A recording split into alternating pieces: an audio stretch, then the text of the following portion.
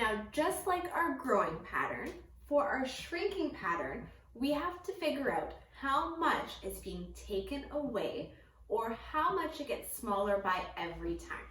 So let's look at our first pattern to try and figure out what the pattern rule is for it. Our pattern is 10, 9, 8, 7, 6. How much do you think is being taken away each step in this pattern? In this pattern, I'm taking away 1 each time. Now that happens at every step. I'm taking 1 away.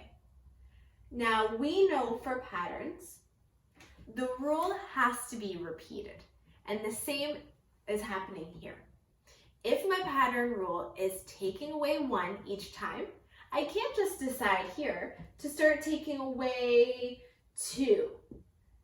I can't decide that the next number should be 4 because that's not part of the pattern rule. So if 1 is being taken away each time, that has to be repeated. So my next number would be 5. Let's see what the pattern rule is for this one. I have 8 dots, 6, 4, and 2. I want to know what is happening in this pattern and what the pattern rule is.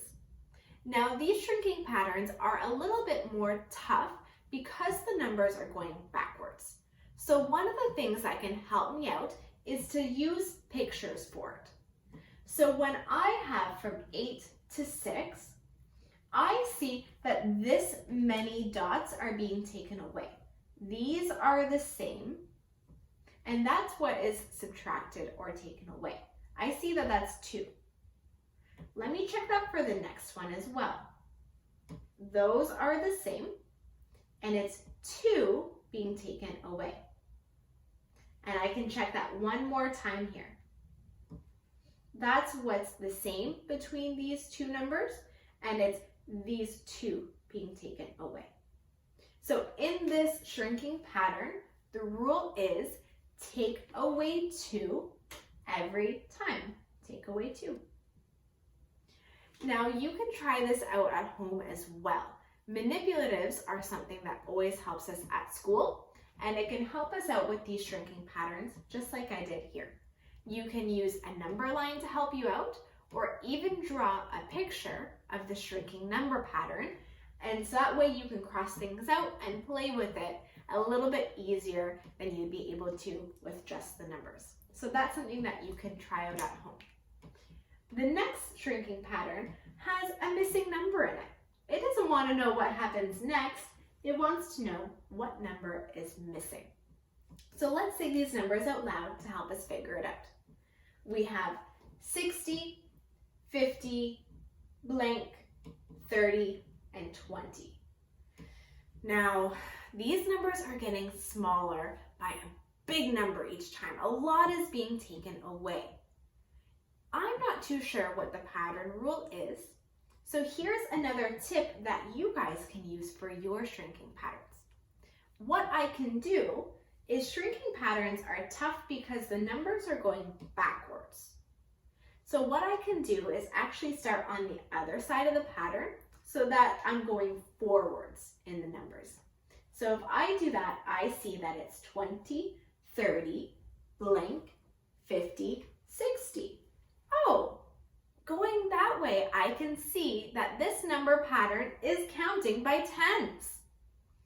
Since that's true, that means the pattern rule is that 10 is being taken away each time. So that means my missing number would be 40. I can check it going this way, 20, 30, 40, 50, 60, sounds right. And then I can check going from the start of the pattern, 60, 50, 40, 30, 20. There we go. So switching what side of the pattern you start on can really help with shrinking patterns so that they're not backwards.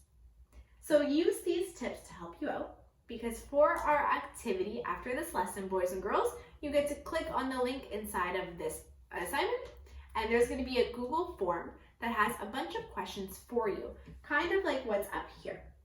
It has shrinking patterns that are using numbers, it has shrinking patterns using pictures, and it has shrinking patterns with a number missing.